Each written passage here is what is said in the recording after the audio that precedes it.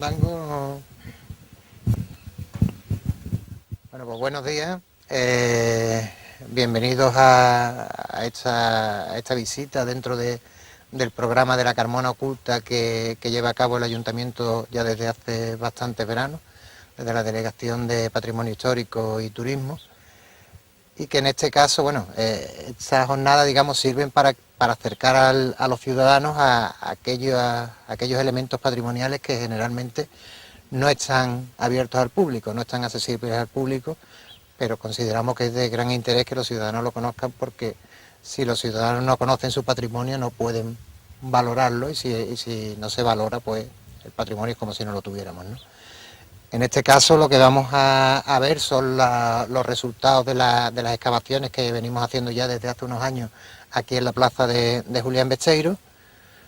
Una excavación, por cierto, que se está volviendo bastante interesante. Ahora comentaremos y veremos los restos que tenemos actualmente al descubierto.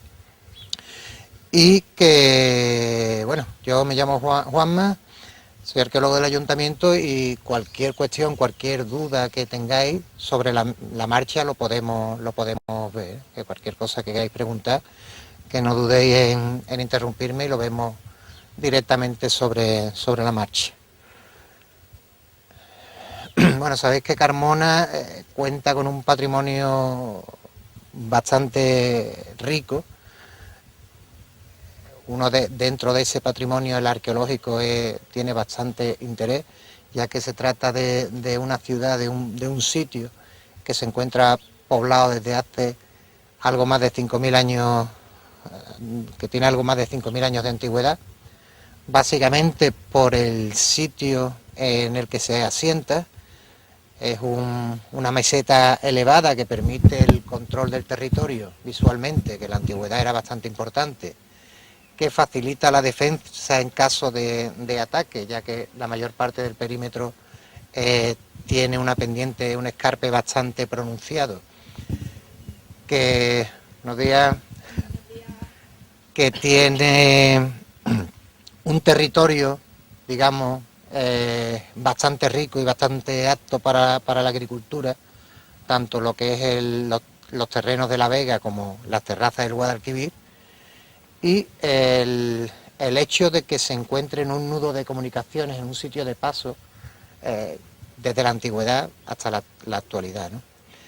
Además, el hecho de que el tipo de roca sobre el que se asienta Carmona, la roca alcoriza, la calcarenita, es una roca permeable que permite la filtración del agua de lluvia, por lo cual siempre hay agua, digamos, debajo del subsuelo, incluso que brota de forma natural en algunos puntos, con lo cual, digamos, que Carmona reúne una serie de requisitos que son muy favorables para la ocupación humana desde la antigüedad hasta la actualidad, y prácticamente desde hace 5.000 años hasta el día de hoy, casi sin interrupción, el sitio, digamos, ha estado habitado, con lo cual eso genera que tenga un sustrato arqueológico muy rico y muy interesante, complejo de excavar porque, digamos, se superponen restos de las distintas épocas. Sería más sencillo un yacimiento donde solo hubiera una fase, digamos, histórica, romana o medieval. Es más fácil para el arqueólogo, digamos, hacer una excavación en ese tipo de yacimientos, pero por el contrario, pues tiene una riqueza y un interés extraordinario la ciudad, ¿no? Desde el año 85 aproximadamente, el ayuntamiento asume lo que son las intervenciones arqueológicas urbanas dentro de la ciudad. Cuenta con su propia delegación de patrimonio y un equipo de arqueólogos que son los encargados de hacer esas distintas intervenciones, digamos, generalmente intervenciones asociadas a obras, a procesos constructivos. Realmente las excavaciones no se hacen por un interés científico, porque creamos que es muy interesante excavar en este punto, en este solar o en esta plaza, sino porque se prevé una actividad constructiva que pueda alterar o destruir el sustrato arqueológico. Es decir, se va a levantar un edificio, en la mayoría de los casos son viviendas dentro de solares,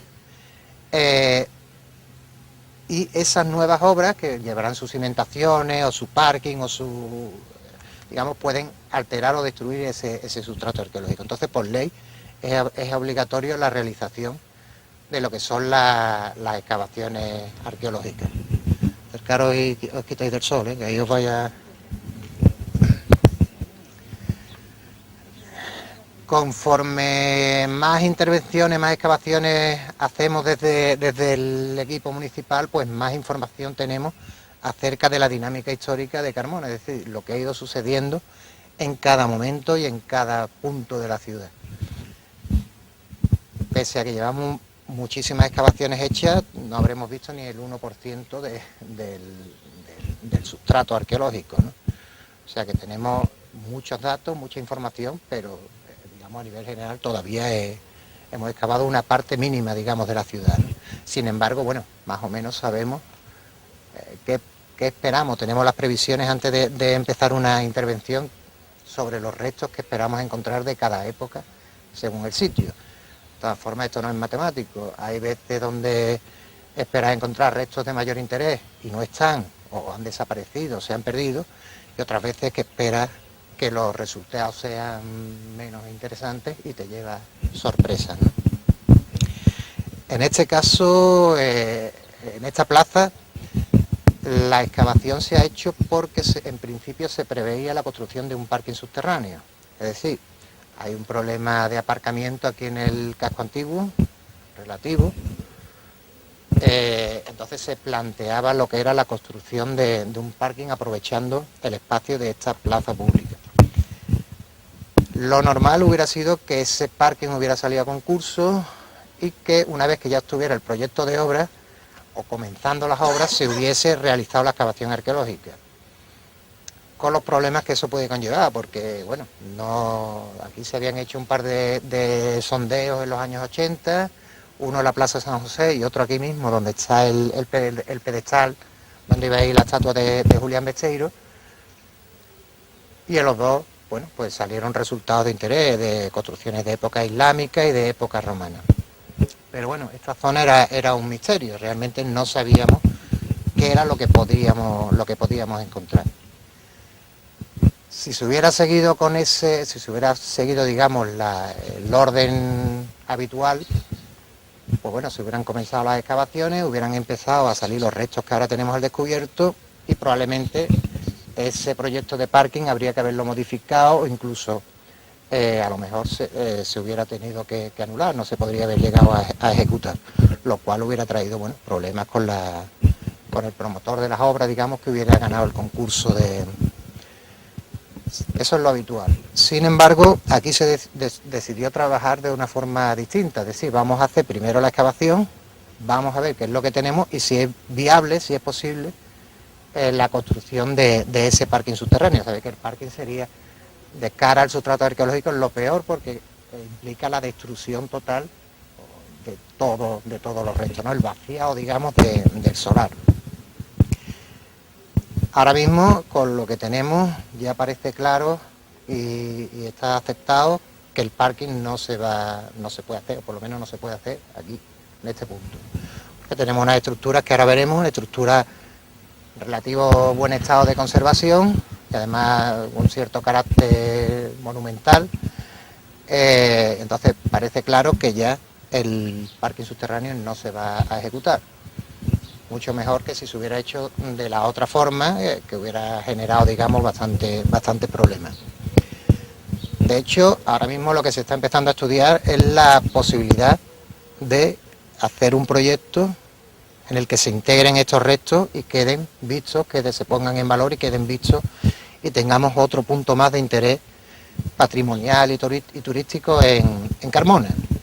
Eso lo estamos empezando a ver, hay falta todavía parte de la excavación por terminar y bueno, habrá que darle vuelta porque eso no es tampoco una cosa sencilla, hay que prever un presupuesto, un mantenimiento, en fin, que no es tampoco fácil porque si finalmente se optara por esa opción y los restos no quedasen bien integrados o tuvieran problemas de conservación, preferible sería taparlos, ¿vale? Que no quedara a que, digamos, pudieran sufrir deterioro los restos. Entonces, digamos que, bueno, estamos empezando a estudiarlo y parece que desde el ayuntamiento hay voluntad por poner estos restos en valor.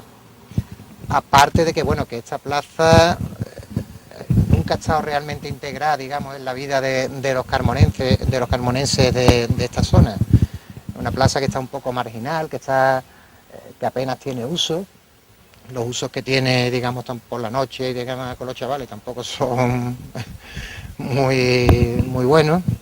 Entonces, digamos, sería de bastante interés que esta plaza, bueno, que en esta plaza se hiciese esa obra de puesta en valor de los restos, porque, digamos, le daría un plus, le daría un valor añadido, ya no solamente a los restos, sino a esta plaza, que ya os digo, que siempre ha estado un poquito marginal, un poquito sin uso. La campaña de excavaciones comenzó ya hace varios años, no sé si fue en 2003 o 2004, llevamos ya varias fases de excavación, fases, digamos, no continuas, dependemos un poco de los recursos de personal.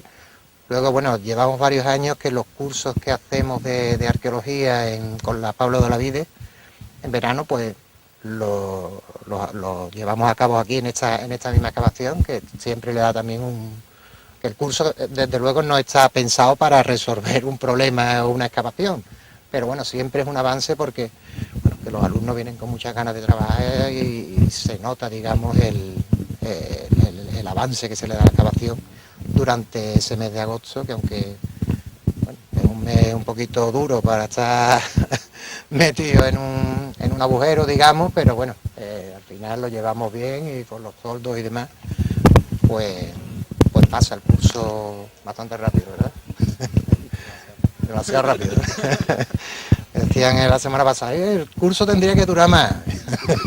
bueno. Está muy bien. Pero bueno, ese es otro ejemplo de que en Carmona no solamente, digamos, se excava y se interviene en el patrimonio, sino que además es una fuente también pedagógica, digamos, de enseñanza a nuevos o futuros arqueólogos. La primera fase de la excavación se realizó en esta zona donde está la solería nueva, ¿vale? Toda esta zona ya está excavada, una parte importante de la plaza, incluso fuera del vallado. Lo que pasa es que optamos por taparlo, como no se sabía todavía qué es lo que se iba a hacer. Los restos que teníamos en esta zona eran interesantes, pero no tenían el grado de conservación de lo que vamos a ver ahora. Entonces se optó por taparlo y volver a construir la solería. Y de hecho estamos pendientes de retranquear el vallado y delimitar solamente, estrictamente, la parte que tenemos abierta para, digamos, dejar la plaza de nuevo en uso, ¿no? Con respecto al vallado, nosotros no somos partidarios de que las excavaciones estén cerradas de esta forma, porque pensamos que el ciudadano debe de ver de primera mano y debe de tener acceso a las excavaciones. Lo que pasa es que con los problemas que hemos tenido con la movida nocturna y demás, no nos ha quedado otra opción que cerrar la valla, o sea, poner esta valla, digamos, que no deja ver lo que se está haciendo aquí, lo cual nosotros consideramos que no es lo correcto, que no es lo apropiado, pero es que no nos ha quedado otra opción. En cualquier caso, aquí estamos hoy y muchos otros días que hemos tenido de este programa de la Carmona Oculta, para que todo aquel que tenga interés en conocer de primera mano lo que aquí se está descubriendo, pues pueda venir, ¿no? Ya digo, y otro interés, digamos, en tapar las excavaciones son los temas de conservación. Si dejamos los restos expuestos a la intemperie durante mucho tiempo, salen plantas, verdinas, el agua de lluvia erosiona, en fin, que, digamos, provocaría problemas en la conservación de los restos. Entonces, preferible es taparlo si en algún momento, o si se opta en ese proyecto, si se lleva a cabo de integración, y es necesario recuperar algunas de las zonas que ya las tenemos tapadas, bueno, lo hemos tapado de tal forma que sabemos dónde están los distintos elementos, aparte de que está todo dibujado y todo en plano, ¿no? Que sabemos perfectamente dónde tendríamos que buscar los elementos en caso de que quisiéramos o que se planteara la integración de algunos de los restos que hoy día están tapados. Con respecto a lo que hemos encontrado en esta excavación, os voy a contar un poco de más, antes de que lo veamos, digamos, de primera mano, de los restos más antiguos a los más recientes. En principio, bueno, las previsiones previas a la excavación, sabíamos que probablemente íbamos a dar con restos medievales, con restos romanos, probablemente de época imperial o del cambio de era, porque toda esta zona se urbaniza a partir de aproximadamente de época de Augusto, a partir del cambio de era. Entonces suponíamos que íbamos a encontrar restos romanos como mínimo de esa época. Y posiblemente, o quizás, eso no está tan claro, restos de época protohistórica o prehistórica. En principio lo primero que tuvimos en cuenta y comprobamos es la topografía original del terreno. Carmona, bueno, ya sabéis que está sobre la roca de Alcor, pero esa roca de Alcor no es plana, sino que tiene distintas elevaciones, distintas zonas con depresiones, en función de la erosión a lo largo de miles de años. Tenemos zonas, la más alta, aquí justo donde está el Alcázar de arriba, el punto más elevado, digamos, ya no de Carmona, sino de toda la cornisa de los Alcores, desde Alcalá de Guadaira hasta Carmona. Luego justo aquí detrás, donde está el Colegio de la Hermana de la Cruz, hay otra elevación casi de la misma altura.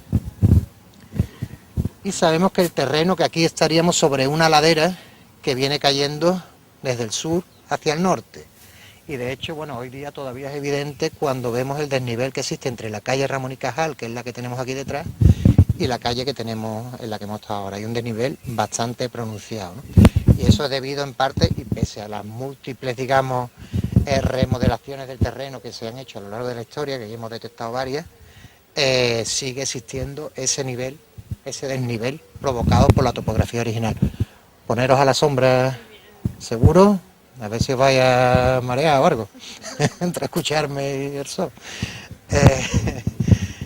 En fin, lo primero que comprobamos es que efectivamente había una ladera, pero que los romanos, cuando construyen el edificio que tenemos aquí, ya os digo, que efectivamente es de época, la primera fase la tiene en época de Augusto, lo que hacen es modificar esa pendiente, lo que hacen es aterrazar el terreno, crear distintos niveles para poder construir, digamos, sobre una superficie plana, o digamos sobre varias superficies planas que van cayendo desde el sur hacia el norte.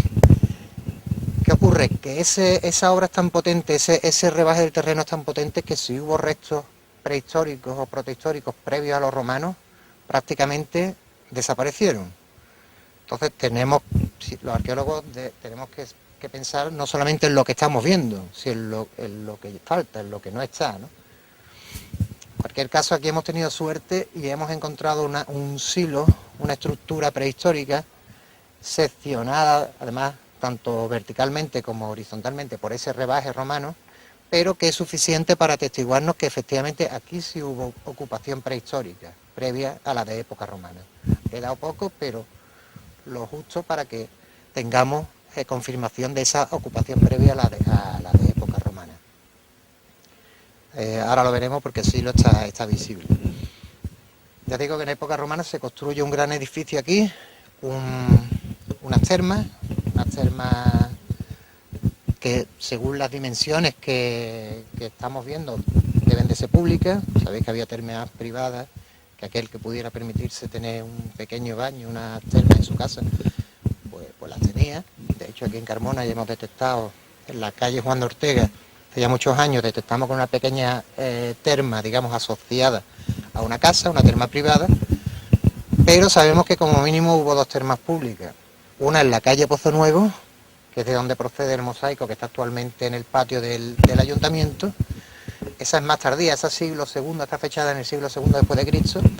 Y estas termas de aquí de Julián Besteiro, que serían ya digo, del cambio de era. Y lo que pasa es que tiene distintas remodelaciones, distintas fases. Y prácticamente hasta época medieval islámica, cuando las termas ya habían perdido su función original, el edificio seguía estando en uso, con otros usos, pero seguía, digamos, en parte en pie y seguía estando aprovechado.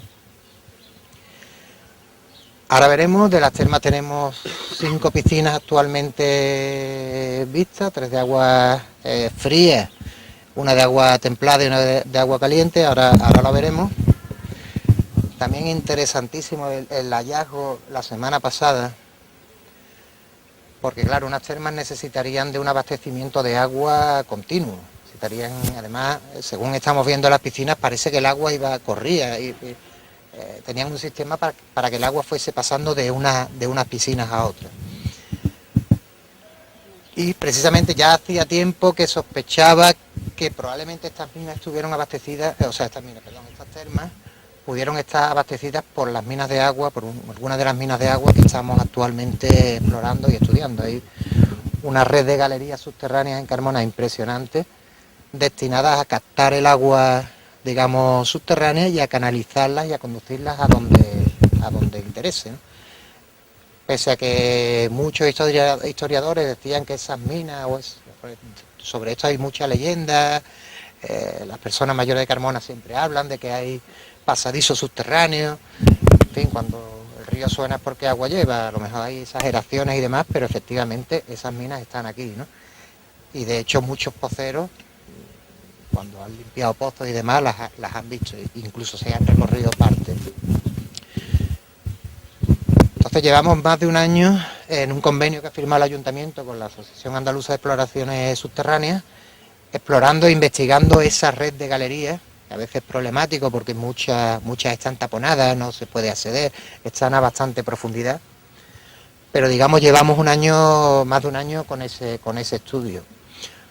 Lo que ocurre es que la semana pasada pues, estábamos sospechando, digamos, de que efectivamente además sabemos que hay una mina que viene en esta dirección desde el Alcázar, que posiblemente estas termas estuvieran abastecidas por una de esas minas de agua que canalizaban el agua subterránea. Efectivamente, la semana pasada dimos con uno de esos pozos, con uno de esos registros, digamos, ahora lo veremos, que conecta directamente con una de las minas, con lo cual ya tenemos confirmado, solamente confirmamos que efectivamente las termas están abastecidas por las minas, sino que además es la primera vez, interesantísimo, que tenemos una mina asociada a niveles arqueológicos excavados en superficie, que eso ya teníamos elementos suficientes para saber que esas minas son romanas, son de época romana seguro, por el tipo de mina, por distintas estructuras y elementos constructivos que hemos encontrado dentro. Pero bueno, esto ya es definitivo. Aquí tenemos la mina de agua asociada, digamos, a los niveles arqueológicos. Ahora lo veremos, la mina no se ve porque no la hemos destaponado todavía. No la hemos destaponado porque necesitamos tener previsto un sistema de cierre. No podemos dejar un pozo abierto aquí en la excavación, más sabiendo que pueden entrar los chavales y demás. No podemos dejar un pozo aquí abierto, tenemos que tener un sistema para que una vez levantemos la tapa, los cerremos con ciertas garantías de seguridad. Pero bueno, deseando descubrirlo y deseando poder bajar a ver dónde llegamos. En fin, bueno, las termas parece que están en funcionamiento hasta el siglo II, quizás mediados del siglo III, y finalmente quedan abandonadas. Pero vemos que los niveles medievales islámicos, digamos, reaprovechan el edificio tanto para la extracción de material constructivo, es decir, para llevarse elementos arquitectónicos que se puedan reaprovechar en otras construcciones. Eso también lo hicieron los romanos antes de que el edificio se abandonase. O sea, nos faltan los mármoles o lo que nos ha quedado de los mármoles son pequeños fragmentos y demás. Digamos que el edificio también sirvió de cantera durante mucho tiempo. Aún así, bueno, todavía son reconocibles los restos, pero parece que parte del edificio, parte de algunos muros seguían en pie y en época islámica, digamos, siguen aprovechando, ya no como terma, por supuesto, pero siguen aprovechando la edificación. También hace 2 semanas, durante este curso, dimos con 2 y posiblemente un tercero que hay que confirmar, silos de cereal. Ahora lo veremos, son como grandes campanas excavadas en la roca, destinadas a almacenar cereales. Tenemos 2 descubiertas, que además las encontramos selladas y huecas, lo que nos vino muy bien, porque si las hubieran reaprovechado como pozos ciegos o lo que sea, las hubiéramos encontrado completamente colmatadas y hubiera sido un trabajazo, digamos, tener que excavarlas y vaciarlas por completo. Hemos tenido suerte porque las hemos encontrado selladas y 2 de ellas prácticamente huecas. Bueno, y una que quedaba y lo terminante Te vacía tú. En fin, pero bueno, son restos de bastante interés porque normalmente de época islámica, cuando hacemos las excavaciones, solo suelen conservarse infraestructuras, es decir, restos que había por debajo del nivel del suelo, cimentaciones, pozos ciegos. Muy pocas veces localizamos restos de estructuras, digamos, emergentes, de muros, pavimentos y demás de época islámica. No porque no estuviera ocupada la ciudad, sino porque parece que durante el siglo XVI hubo un proceso casi generalizado, porque es algo que se da en toda Carmona, de rebaje del terreno, lo que acabó con prácticamente todos los restos de época medieval cristiana y buena parte de los de época medieval islámica. Lo que hablamos antes, no es que no estuviera ocupada la ciudad, sino que se han perdido los restos. Es algo bastante extraño lo que ocurre en el siglo XVI. Yo quizás pienso que podría estar asociado al terremoto de Carmona de 1504, que asoló buena parte del caserío, y quizás en la reconstrucción, digamos, de ese caserío, pues se acometieron obras también, como hicieron los romanos, de rebaje, de preparación del terreno, o sea, de escalonamiento, de aterrazamiento del terreno, lo que originó que se perdieran la mayor parte de los niveles cristianos y musulmanes, islámicos, ¿vale? Sobre esos rebajes del terreno, y especialmente en esta zona, pues encontramos restos de casas del siglo XVI, de estilo mudéjar, bastante bien conservadas, solerías de ladrillo, muros, pozos, pero sobre todo en esta zona, casas que se superponían directamente a los restos de época islámica. La mayoría de los restos, o casi todo lo que hemos encontrado de época islámica, pertenece al periodo almohade, a finales del siglo, o sea, mediados del siglo XII, mediados del siglo XIII, el último momento, digamos, la última etapa de la dominación islámica en esta zona. El convento vuelve a ocurrir otra vez lo que en el siglo XVI, lo que en época romana, cuando se demuele el convento, que yo creo que sería los años 70 aproximadamente, y se va a construir la plaza, esta plaza y aquella, nuevamente se rebaja el terreno, por lo cual el nivel de suelo que estamos pisando nosotros hoy está por debajo del nivel de suelo del convento. Es decir, el nivel que se pisaba en el convento estaba más alto del que estamos pisando nosotros hoy. Con lo cual todo lo que hemos encontrado en la excavación asociada al convento, que son bastantes infraestructuras, corresponden a cimentaciones, pozos ciegos, a un aljibe, hay justo detrás hay un aljibe enorme, que solamente pudimos ver una parte, pero que parece que se desarrolla en esa dirección, un gran depósito de agua, una gran cisterna. Y bueno, digamos que la mayor parte se ha perdido. Lo que pasa es que, por ejemplo, tenemos fotografías aéreas de los años 50, 60, donde aparece el convento, y buena parte de esos cimientos podemos asociarlos a las distintas zonas, digamos, del convento. Por ejemplo, sabemos que el claustro, el patio principal, estaba más o menos en lo que es el centro de la plaza.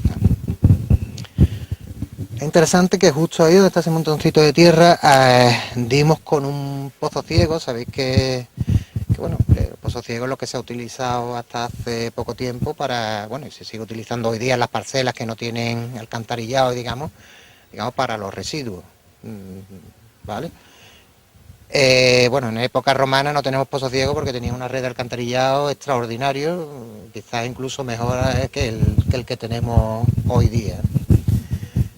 Pero en el resto de las épocas, hasta hace muy poco tiempo, digamos, todos los desperdicios iban a los pozos ciegos. Los arqueólogos muchas veces excavamos basura. Lo que pasa es que esa basura da mucha información, sobre lo que comían, los objetos que usaban, en fin. Pero muchas veces los arqueólogos excavamos basuras, vertederos, escombreras, que bueno, no son agradables, pero bueno, que también nos aportan muchísima información, ¿no? Interesante que en el gran pozo ciego que teníamos ahí asociado al convento, por ejemplo, encontramos, porque ahí van también todas las vasijas que se les rompían y demás, iban a los pozos ciegos, pero encontraba muchos juegos de platos y escudillas, o sea, platos y cuencos completos. Dice, bueno, ¿cómo es que los tiran? Si no se les había roto, ¿por qué los tiraban al pozo? Al parecer los monjes, una vez que morían, su ajuar de mesa, digamos, no se reaprovechaba. O sea, no pasaba a otro miembro de la hermandad, ¿no? Sino que lo tiraban directamente al pozo. eso puede explicar, digamos, esa cantidad de piezas completas que hemos sacado dentro de ese pozo ciego. Aparte, justo en la zona más superficial, digamos, en los niveles más altos, encontramos los esqueletos infantiles de unos 10 niños entre neonatos recién nacidos y 2-3 años de edad, lo sabemos por la dentición y demás. Todos puestos más o menos a la misma altura, o sea, todos puestos con casi en el mismo, no en el mismo momento, pero casi, ¿no? Unos encima de otros, con cierto cuidado a la hora de colocarlos, pero bueno, que no es el sitio, un pozo ciego no es el sitio apropiado para, no es el sitio donde nos podamos esperar, digamos, encontrar restos humanos, ¿no? Restos de cuerpos. Automáticamente, bueno, pues algunos vecinos asociaban niños muertos, los niños de las monjas. Sí, ¿no? Pero que el convento era masculino, bueno, pues de la asquería de los monjes. Era buscándole siempre un tono morboso, digamos, una interpretación morbosa a los restos. Yo estoy casi seguro que eso es un episodio de una epidemia.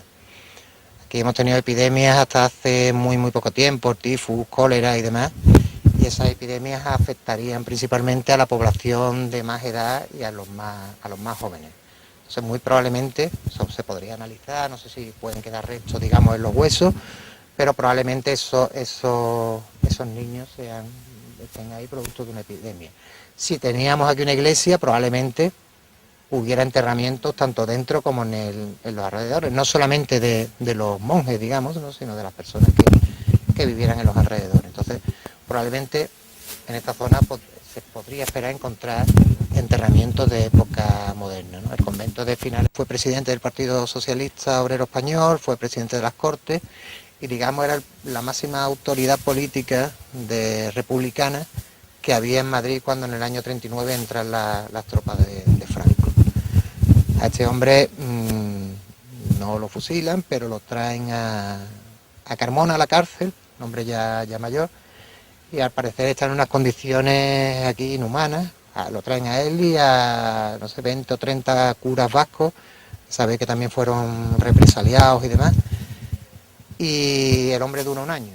Al cabo de un año muere de una infección pulmonar, posiblemente de las malas condiciones en las que, vamos, seguro de las malas condiciones en las que había estado aquí metido. Curioso porque recientemente hemos leído una noticia sobre 2 presos que se escapan de la cárcel a través de un pozo. A través de un pozo, o sea, un pozo que por supuesto tiene que tener, no puede ser un pozo normal, tiene que ser un pozo mina, o sea, un pozo que conecta con una mina, con lo cual todo va encajando, ¿no?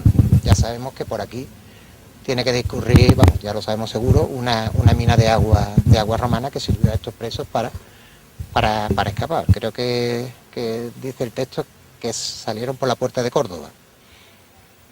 O sea, si esta mina conecta con la del Alcázar, que a su vez se bifurca y llega hasta la puerta de Córdoba, es posible que ya tengamos pistas, digamos, sobre que efectivamente esta es la mina que conecta con la que ya tenemos constatada que llega a la puerta de Córdoba.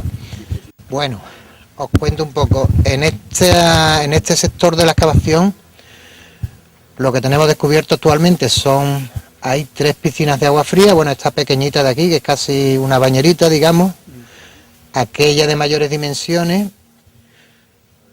que la rotura que tiene el rectángulo, digamos, que tiene el centro, es una rotura provocada por un pozo noria. En algún momento se excava un pozo noria ahí y rompe, digamos, el suelo de la piscina. Es una pena, hay que verlo, digamos, en sentido positivo, que, bueno, hoy día cuando se llueve, digamos, esa piscina no se nos llena nunca de agua. Esta, por ejemplo, sí.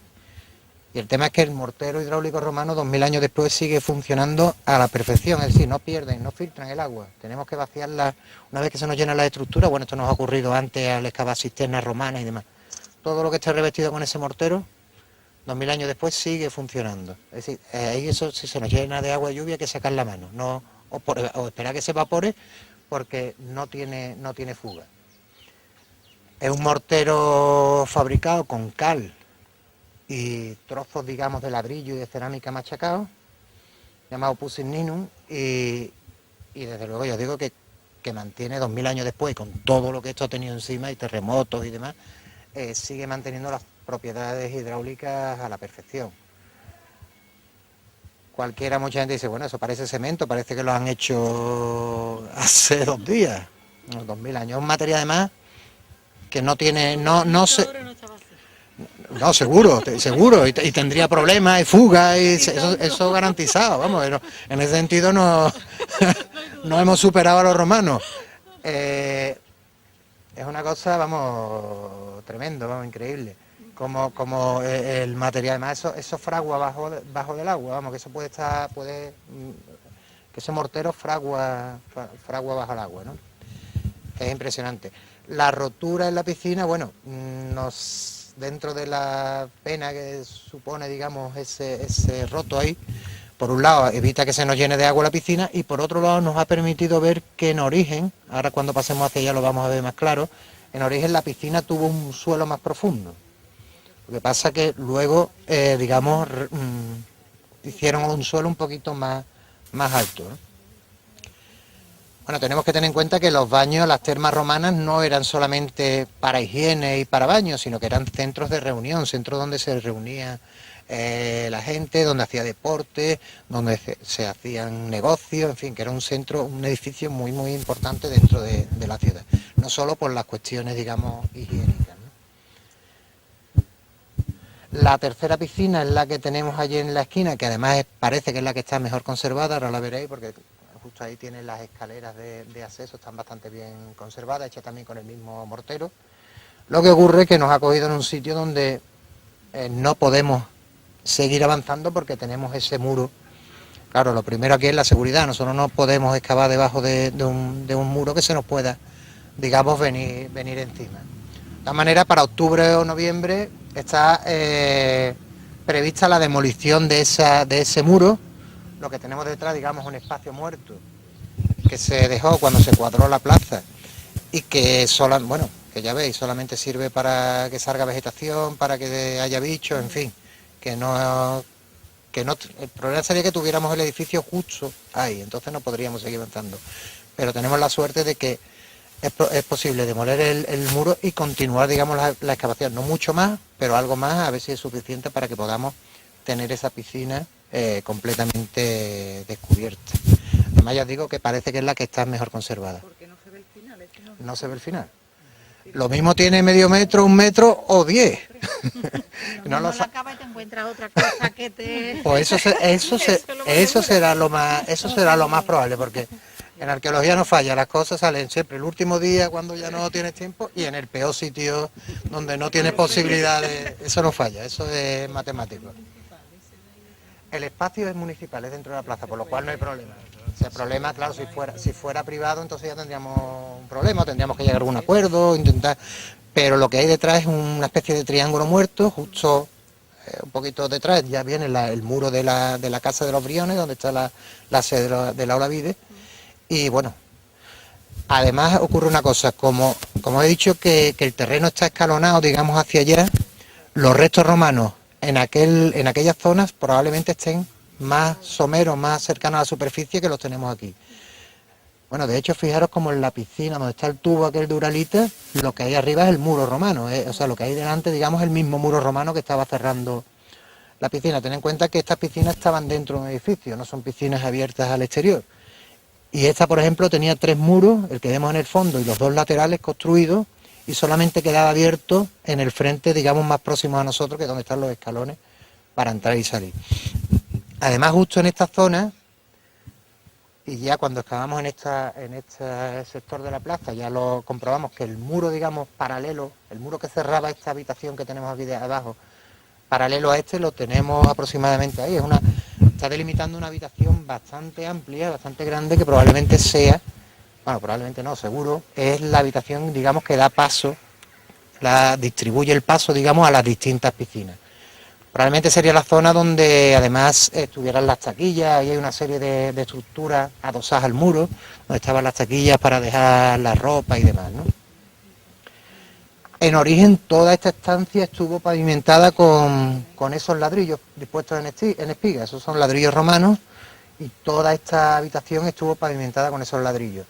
Lo que ocurre que en época, sobre todo en época islámica, se llevan la mayoría de esos ladrillos probablemente para reaprovecharlos en otra obra. Con lo cual es probable que en las proximidades tuviéramos algún mosaico, a ver si tenemos suerte cuando ampliemos hacia allá, damos con eso y allá era mucho pedir a lo mejor, pero bueno.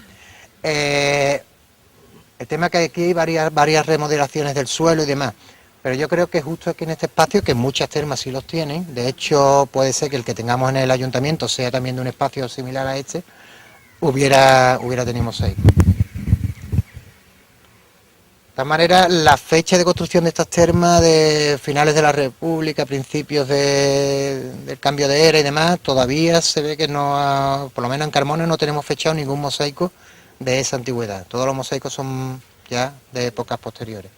Que no quiere decir, si esto ha tenido reforma, que no hubieran podido construir también un mosaico en esta parte, pero se ve que no lo hubo. Claro. Claro, si tiene dinero, pues puede ir a mejor, si no, pues tiene que ir a hacer un chapú. Bueno, lo que tendríamos sería las 3 piscinas de agua fría, no tienen sistema de calentamiento del agua, y luego tendríamos una piscina, el tepidarium, o sea, serían el frigidarium, las 3 piscinas, tepidarium, que sería la piscina de agua templada, y caldarium, que sería la piscina de agua caliente.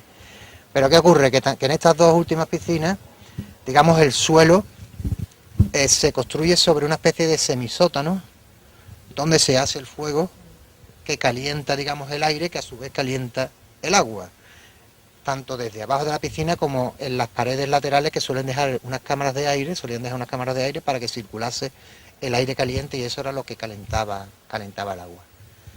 El problema, claro, que digamos, las piscinas se hundieron, esas piscinas se perdieron. Entonces lo único que se nos ha conservado, digamos, los hipocautos, ese semisótano que había subterráneo.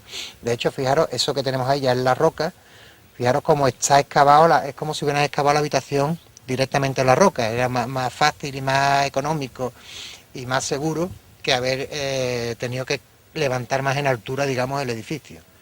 O sea, que aprovechan la misma roca para reexcavar esos dos espacios, esos dos... Se supone que iría ahí, ¿no? Claro, tenemos el 3 dimensiones, nos faltaría poder ampliar un poquito más a ver hasta dónde llega el...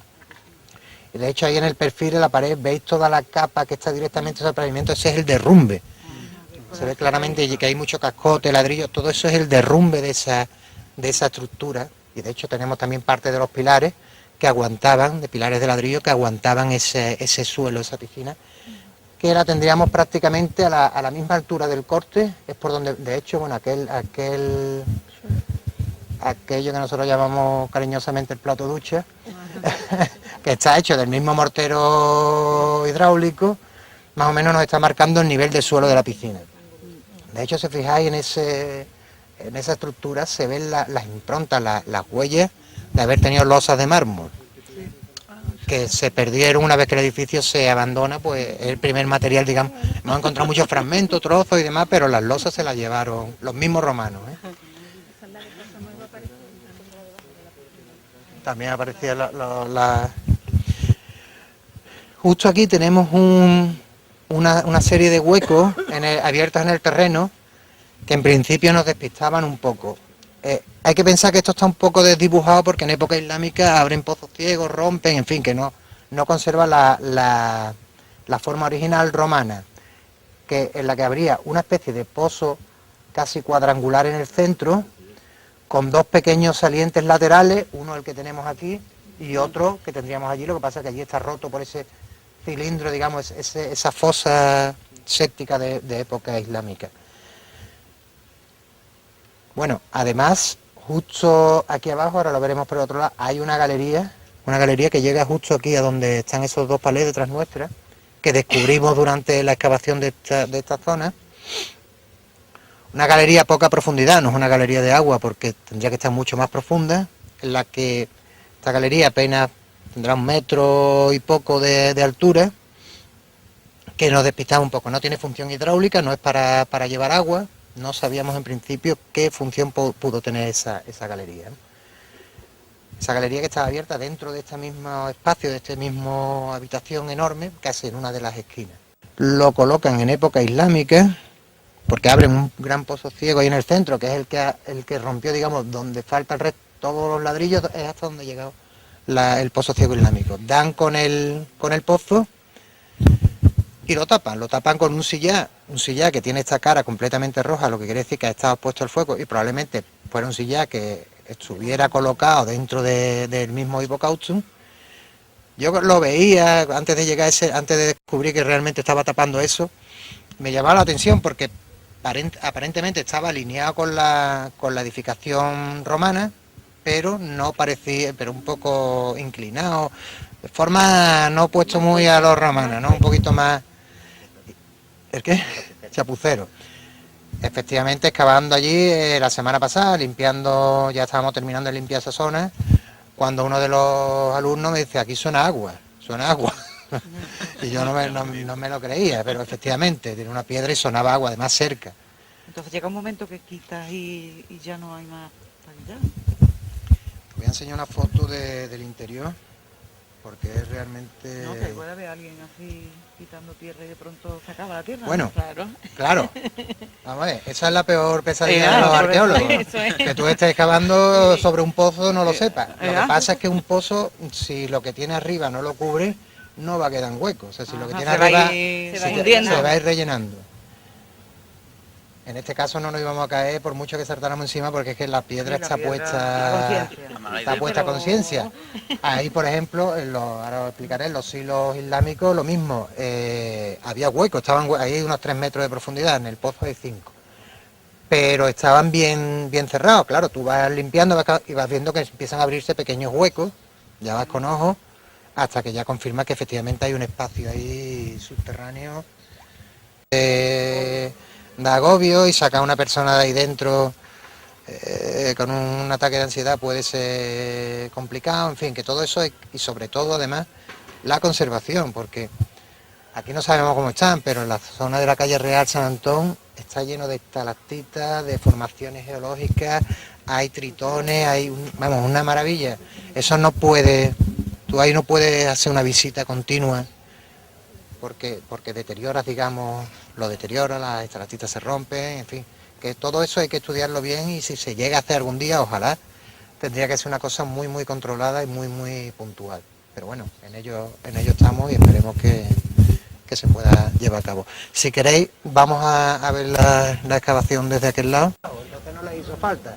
Pero fijaros como todas las esquinas superiores, o incluso aquí en esta piscina más pequeña, se ve claramente ese cordón de mortero hidráulico destinado a reforzar y además que no se le acumule ahí también la suciedad, que es el sitio donde más fácilmente se acumula.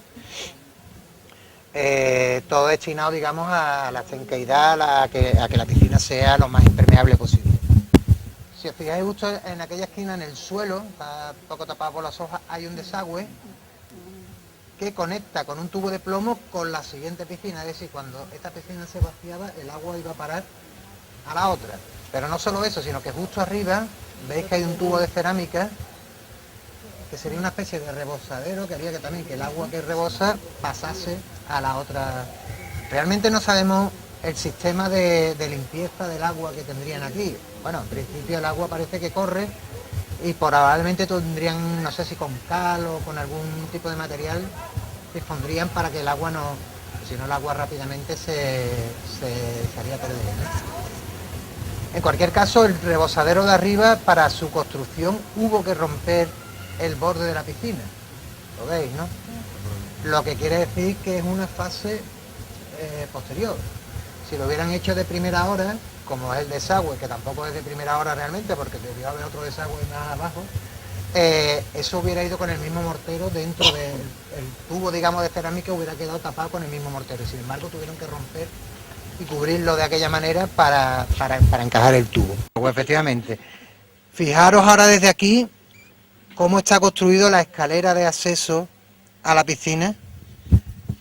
No sigue la normativa europea, pero es suficiente para bajar con cierta comodidad, digamos, al interior de la piscina. Además, lo bien conservado que está, ¿no?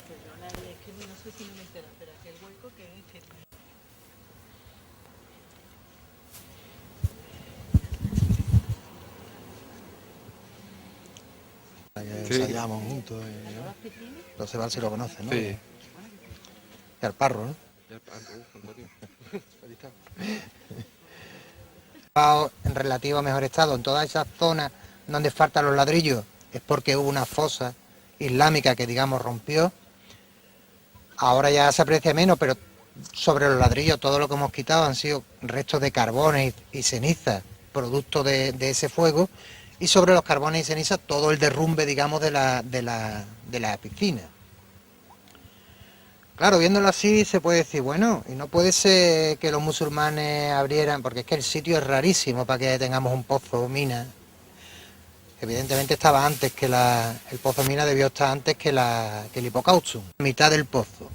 La otra mitad, que es la que tenemos aquí, y eso que está justo ahí plano, que parece que fuera la roca, eso es una losa de piedra romana. Vamos, romana porque es que los ladrillos del hipocausto están apoyados justo encima, o sea que es que no hay duda. O sea, el pozo es romano. Aunque lo reabrieran en época islámica y luego lo sellaran, pero no cabe ninguna duda, por muy extraño que sea el sitio, que a mí realmente me sorprendió porque esperaba encontrar la mina en cualquier otro sitio, menos ahí. Pero bueno, ahí está, ya lo teníamos en mente y al final, mira, nos hemos salido con la nuestra, ahí está la mina. La mina parece que está en parte rellena de tierra, supongo que en la mayor parte de época islámica, habrá que vaciarlo para poder entrar, pero digamos que ahí la tenemos. Muchas veces a los pozos se tiraban estatuas y se tiraban elementos de bastante interés. De hecho, por ejemplo, el elefante de la tumba del elefante apareció tirado dentro del pozo de agua que había allí, ¿no?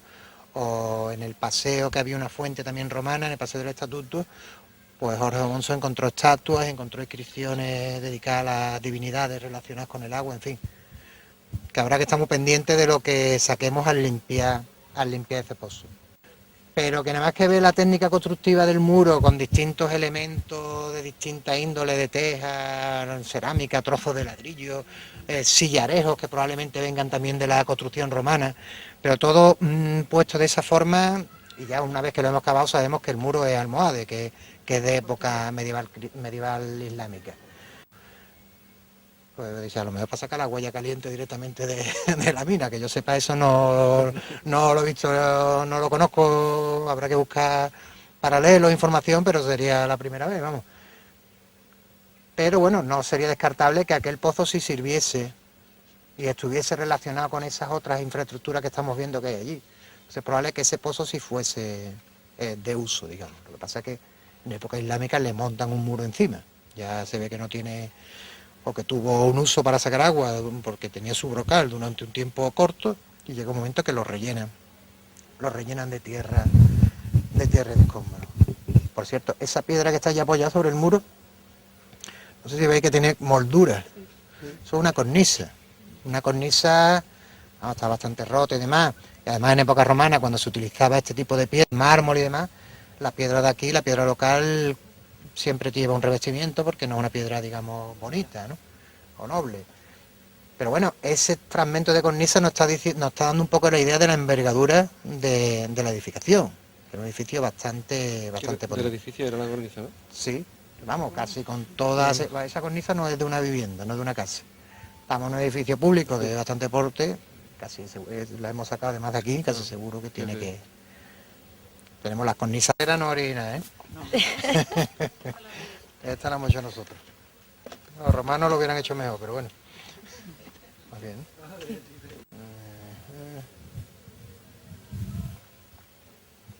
Bueno, vamos a abrir.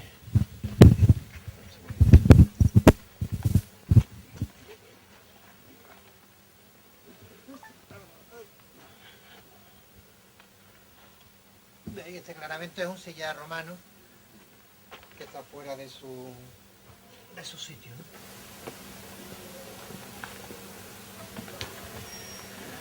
Si queréis con mucho cuidado y por turno, os acercáis, es que no tenemos la luz ahora mismo. Estos son silos, hay uno aquí, otro ahí y otro posible justo aquí debajo. Estos son islámicos. Pasa una cosa, no sé qué no tenía que haber terminado en internet, pero bueno. Yo tengo el móvil. Si queréis alguno con el móvil que lo veáis. Los silos, este tipo de... Ay, se me ha olvidado deciros que de enseñaros el silo prehistórico, que lo tenemos justo aquí. No sé si lo veis desde ahí. Lo tenemos a medio excavar, pero justo aquí tendríamos el silo prehistórico. ¿Qué ocurre? Que bueno, podéis pasar, tened cuidado de no pisar mucho en la zona de ladrillo, sobre todo de acercaros a los huecos, pero bajad si queréis. Lo estáis viendo, ¿no? Es como una especie de campana. Bueno, espera que bajen. Tengas una boca, digamos, pequeña, estrecha, que pueda, digamos, sellar luego con facilidad. Es fundamental que el silo esté bien sellado, que no entre oxígeno. Y luego con forma de campana, porque así aumentan la capacidad de almacenamiento. ¿Vale? Contra más abra la campana, pues más cereal entra ahí. Hay que pensar que algunos de estos silos, probablemente los silos de estas dimensiones, podrían estar destinados a almacenar el grano para la cosecha del año siguiente, que sería guardar parte de los excedentes y destinarlo a la siguiente cosecha, que era fundamental, ¿no? La semilla. Tenemos un sistema que estamos utilizando con los silos antiguos en aceite. Los molinos de aceite antiguos tienen ese sistema también. También, ¿no? De dejar parte de... Pero bueno, eso que estamos viendo ahí, lo que ocurre, o sea, digamos que esa forma de silo acampanado ha servido como mínimo desde la prehistoria hasta época almohade y probablemente hasta épocas más recientes. ¿Qué ocurre? Que ese silo está seccionado, está roto, digamos, está cortado tanto en vertical, por eso lo vemos abierto, como por la boca. Por la boca, por el rebaje que hicieron los romanos. Yo digo que ese es el único testimonio que nos ha quedado de la ocupación prehistórica previa a época romana aquí. Si no lo hubiéramos tenido, bueno, tampoco lo podríamos haber descartado, porque yo digo que la obra que hacen los romanos es tan potente que arrasó todo lo que hubiera previamente, ¿no? Igual que si hubiéramos hecho nosotros aquí un parking, hubiéramos arrasado con todo lo que quedaba. Quiere decir, el que hubiera venido dentro de 80 años hubiera dicho, bueno, aquí no hay restos romanos, pero porque no es que no lo hubiera, sino que no se han conservado, ¿no?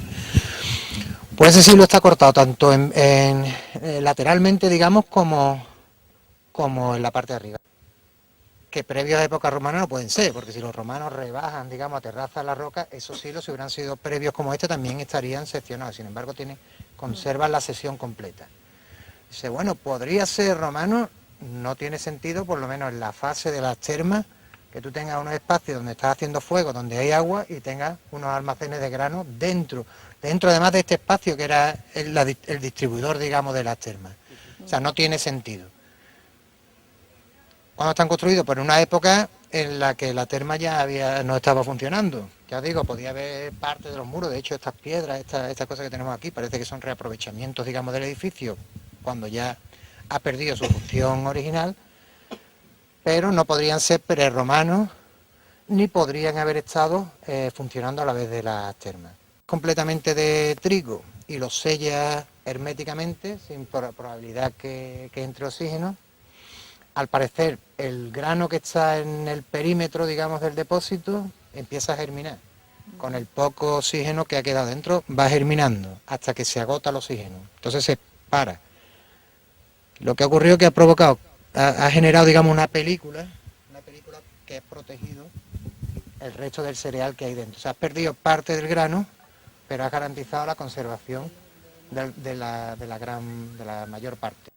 Este material no solamente se utilizaba en construcciones hidráulicas, sino que aquí en Carmona lo tenemos documentado pavimentando muchas habitaciones de uso normal. Se ve que es un buen material, un material que no debe ser caro y demás, y lo empleaban no solamente para instalaciones hidráulicas, sino también como pavimento de una habitación normal cualquiera, ¿no? Si os fijáis, tenemos una esquina allí, bueno, aparte de las roturas de pozos ciegos, pues esto es otro pozo ciego. Ya os decía al principio que cintura o este cimiento islámico que en origen llegaba hasta esta pared. Cuando construyen el cimiento no rompen el suelo porque van abriendo la zanja y dan con un terreno, dan con el suelo que es tan compacto que dice, bueno, ya está, hasta aquí hemos llegado.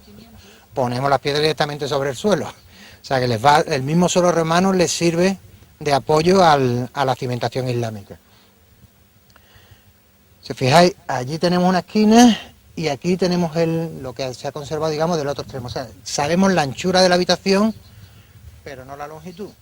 No sabemos hasta dónde llega este espacio. Quizás sea posible que lo podamos comprobar una vez que si se podemos excavar este sector. El problema es que aquí tenemos ya muy próximo el muro de la Casa de los Briones y aquí sí que no nos podemos acercar. No hay muchas posibilidades de ampliar.